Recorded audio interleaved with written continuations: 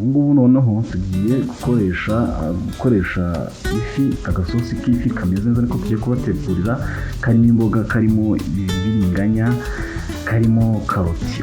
Turatangira rero dukata ya fi yacu, tumara kuyikatamo ibice dufata itondo dushyireho utuvuta, tumara gushyiraho utuvuta dushyireho ibitunguru tubigaragure neza, nitumara kubigaragura dushyiremo puwavuro, dushyiremo ibiti bya seleri, dushyiremo ibibiringanya na karoti.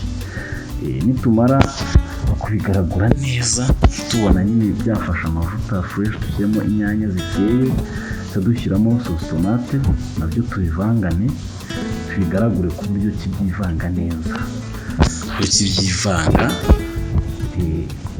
kivange neza, twibashyiramo tungurusumu, curry powder na fish masala n'akunyu gakeya kugira ngo tubiryoshye. Muri make ubu tumaze kubirangiza, dufate bya bice bya yafi yacu tubirambikemo kabisa. Turebe ukuntu nyine utu karoti dusa nk'utwivangamo gake na yafi yacu. Noneho ibyo ngibyo nitubirangiza tukadushyiramo utuzi, dufate n'andi mazi ku ruhande tuyavange na royiko, rero aya ngaya nayo tegereze ko bibira fresh, reka dufata twa seleri twacu tudushyire hejuru, reba bibire neza, ubundi apeti. Ubundi agasosi kacu karimo imboga, karimo ifi, kateguye neza.